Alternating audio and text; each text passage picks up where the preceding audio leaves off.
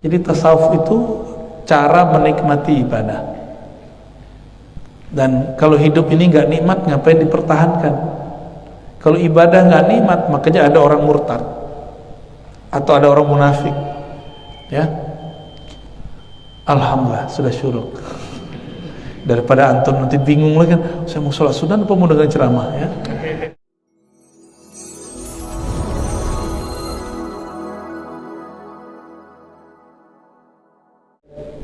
Lalu apa saja materi-materi dalam tasawuf? Semua materi dalam tasawuf diambil dari Al-Quran dan Sunnah, nggak boleh dari yang lain. Karena tasawuf ilmu mengenai ibadah diterima apa enggak, maka dia nggak boleh keluar dari Al-Quran dan Sunnah. Awalnya tasawuf tashihun niyah, meluruskan niat. Akhirnya tasawuf adalah cinta dan ikhlas kepada Allah Subhanahu wa ta'ala. Yang diantara inilah yang kemudian menjadi tahapan-tahapan sufi, disebut dengan makom. Kita kalau sekolah ada kelas 1, kelas 2, kelas 3, itu makom akal. Kalau akal disekolahkan,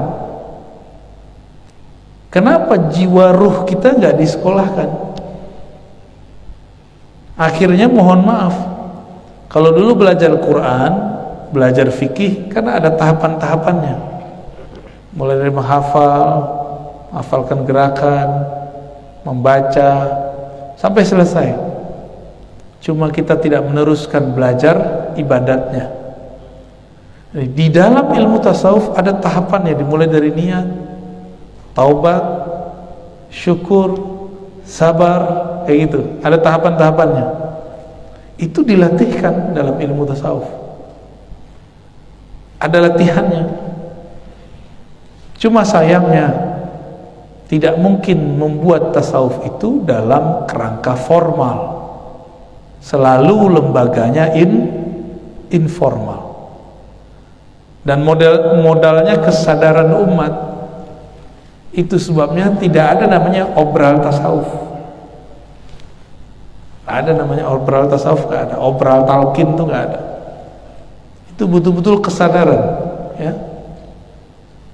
Jadi materi-materi yang ada dalam tasawuf itu diambil dari hadis-hadis Nabi, dari Quran. Contoh, di dalam Al-Quran ada ayat tentang ahli kitab, wa ma umiru illa liya'budullaha mukhlishina lahuddin. Tidaklah mereka diperintah kecuali untuk menyembahnya dengan penuh keikhlasan. Itulah tasawuf. Lalu bagaimana cara supaya menyembah Allah penuh keikhlasan? Kita nggak akan ikhlas kalau tidak kenal siapa yang kita sembah. Maka salah satu materi dalam ilmu tasawuf, materi paling penting adalah ma'rifatullah, mengenal Allah. Bedanya apa dengan ma'rifatullah dalam ilmu akidah? Dalam ilmu akidah ma'rifatullahnya berdasarkan tangkapan akal dengan pertimbangan dalil-dalil. Jadi ilmu akidah versi ahli akal, versi ahli tauhid, ahli akidah adalah pemahaman akal terhadap dalil-dalil yang berkaitan tentang keesaan Allah.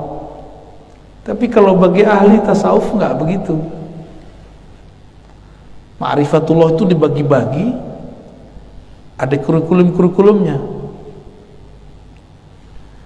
yaitu pengenalanmu kepada Allah tidak hanya secara akal tapi secara rohani, dimulai dari namanya, perbuatannya, sifatnya, bahkan sampai kepada zatnya.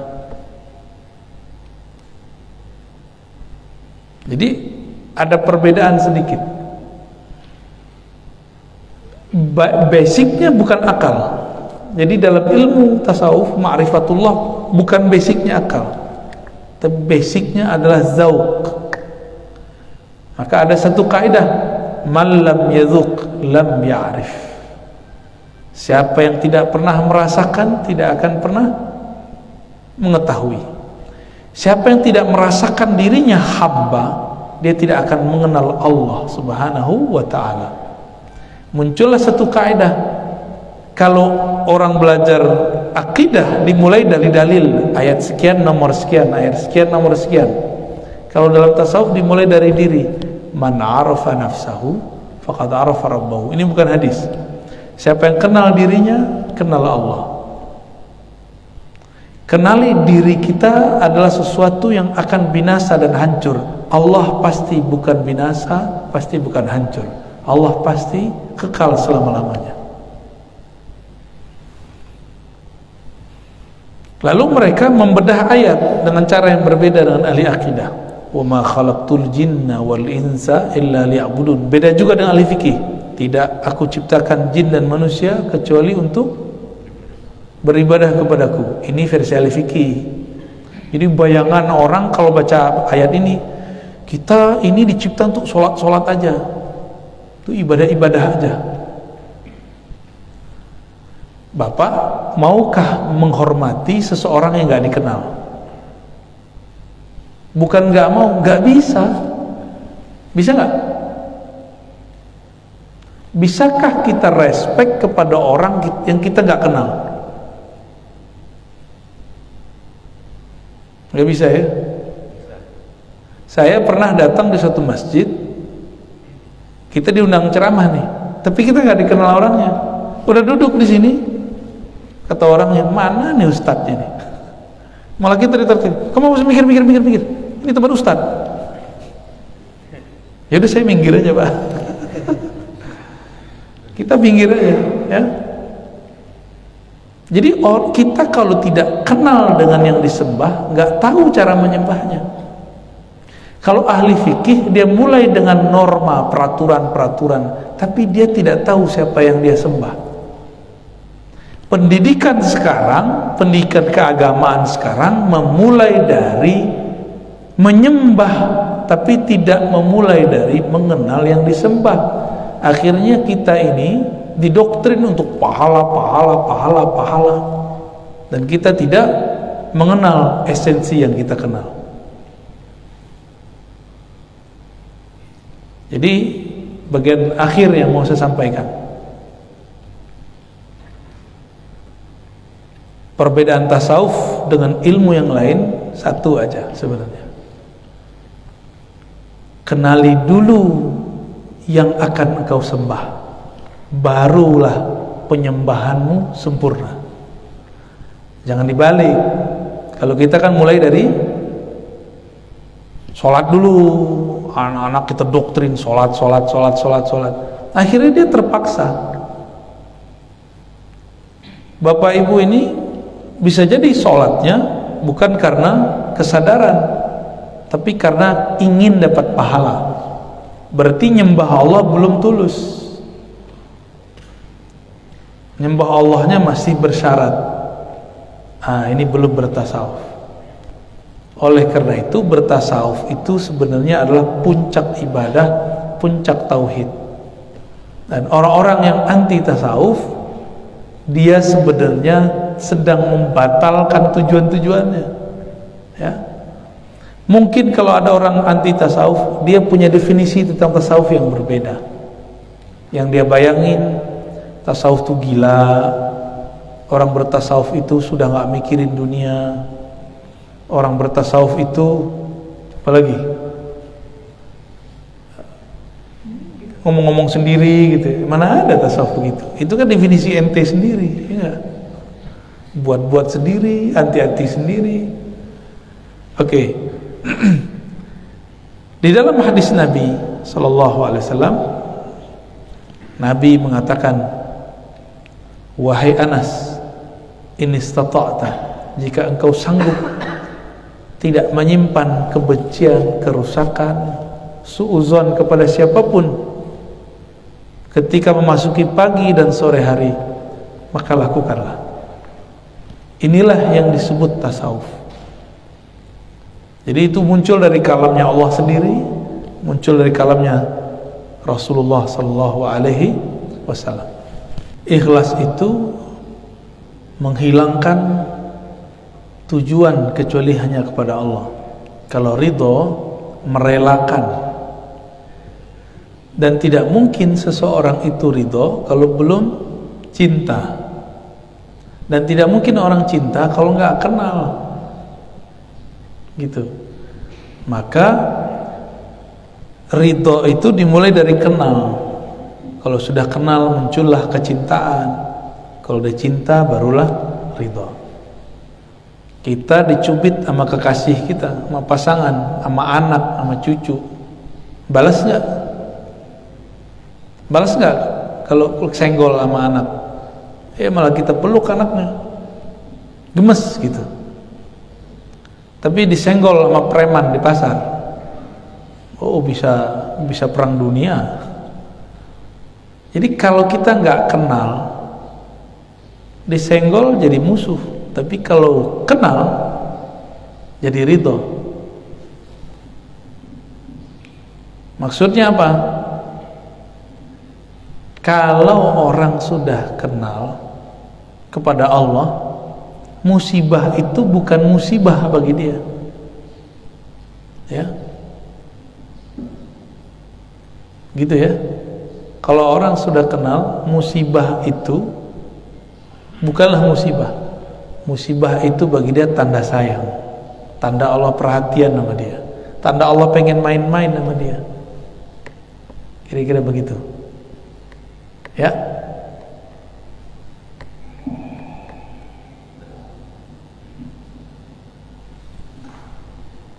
Ini pengajian begini terus, Pak. Maksud saya orangnya segini-gini aja. Masya Allah. Antum udah rajin buat tapi orangnya begitu-gitu aja.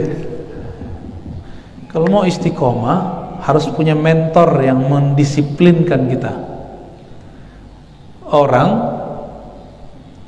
Kenapa anak-anak sekolah ini mesti ada guru supaya dia disiplin? Coba sekali anak-anak kita dulu pernah jadi anak-anak ya, guru nggak masuk, rame nggak di kelas? Rame, ya. Disuruh buat tugas, gurunya nggak masuk, dikerjain nggak? Nggak dikerjain. Sama lah begitu. Kalau ingin istiqomah, disiplin dalam bertasawuf, sebagaimana kita dalam ilmu akal, ilmu dunia punya mentor, punya guru, punya instruktur, punya trainer, kenapa dalam ilmu tasawuf nggak punya? Nggak adil, ya. Harus punya juga. Jadi bergurulah kepada ahlinya. Nanti akan diberikan kisi-kisi biar kita istiqomah. Nanti gurunya bilang amalan ini, kita pasti istiqomah tuh. Jadi kita ini perlu diperintah, perlu diajak, perlu dicontohin, baru bisa beramal. Kalau nggak bisa beramal. Ya. Itu ya. Terjawab. Apakah orang yang beribadah dengan rasa butuh sudah menjadi sufi? Belum. Butuh itu baru salik, belum wasil, belum sufi. Sufi itu yang sudah wusul kepada Allah. Salik ini dia lagi belajar berpindah dari beribadah karena terpaksa, karena kebiasaan, karena takut surga neraka, lalu menjadi habit. Akhir ada rasa butuh. Dia butuh ibadah apa butuh Allah? Itu beda. Dia memerlukan ibadah dia untuk menenangkan diri, atau dia sedang memerlukan Allah. Jika dia memerlukan ibadah untuk menenangkan diri, orang begini tersiksa sampai mati. Agama apa aja sama nih ya. Ada kawan saya lintas agama nih ketemu, dia nggak bisa tidur kalau dia nggak ngasih orang duit, nggak bagi-bagi duit. Jadi kalau dia nggak punya duit, dia stres. Saya kok nggak ngasih orang?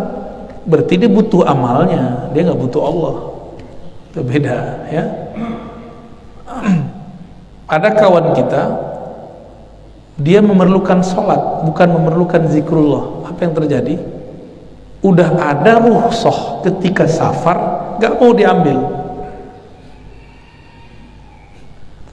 Lagi safar ada rukhsah gak? Ada. Terus kata dia, nggak usah, ngapain rukhsah, kan kita bisa sholat lengkap. Ini dia memerlukan ibadah, bukan memerlukan Allah. Allah kan bilang, ambillah rukhsahnya, baik jamak ataupun qasar, atau digabung jamak dan qasar. Udah jelas kita lagi safar, kita boleh menggabungkan dua sholat. Dia malah enggak, akhirnya berantakan acaranya.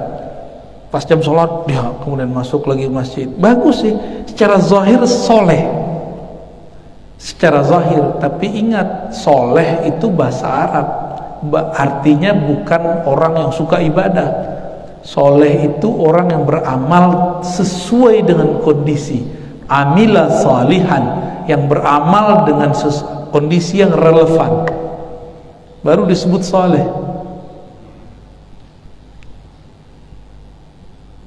Jadi ada orang beramal nggak tepat waktunya. Contohnya, lagi taklim, antum sholat 2 rakaat, itu nggak soleh. Saya pengen dapat pahala haji umroh, Ustaz. Taklim itu satu kalimat kita faham, membuat kita mengerti tentang Allah, itu lebih afdal daripada 100 rakaat, daripada sholatnya belum tentu juga khusyuk. Tapi kan jamaah sebagian beramal dengan nafsu, bukan beramal dengan ilmu. Ya, nggak tahu nih masjid sini masih ada nggak begitu tar? Pas syuruk tahu berdiri berapa orang. Ya, kalau itu terjadi, mikir nggak antum lagi ceramah, ya berdiri ah. Kalau ada 100 orang mikir begitu gimana? Bubar pengajian, nggak pakai ini nih, ya. Belum lagi pakai kolbu. Kalau pakai kolbu lebih dahsyat lagi. Emang bisa khusyuk orang lagi ngomong enti sujud? Pasti masuk omongan orang ke dalam sholat kita. Sok soleh tapi nggak soleh. Soleh itu bukan amal banyak ibadah, itu bukan soleh. Soleh itu orang yang beramal sesuai dengan kondisi. Maka saya sering nanya ke teman-teman, kita lagi zikir, kata guru, kamu amalkan nih 40 hari, nggak boleh keluar kamar. Orang tua kita datang hari ke-39, gimana Pak? Ditemuin nggak? Beneran kata guru nggak boleh. Kata guru nggak boleh, gimana dong?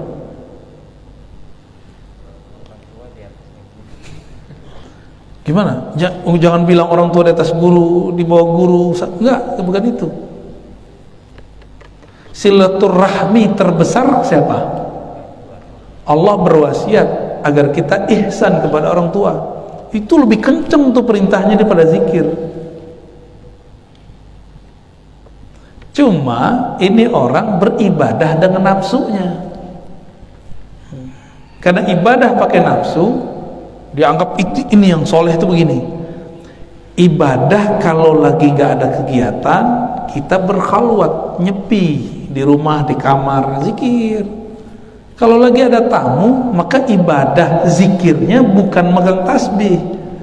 Zikir saat ada tamu, menghormati tamu. Lagi pengajian baca Quran, itu nggak soleh. Apalagi buka handphone, ya. Antum baca Quran nih, orang lagi taklim, itu nggak soleh. Itu nggak soleh. Soleh itu yang cocok.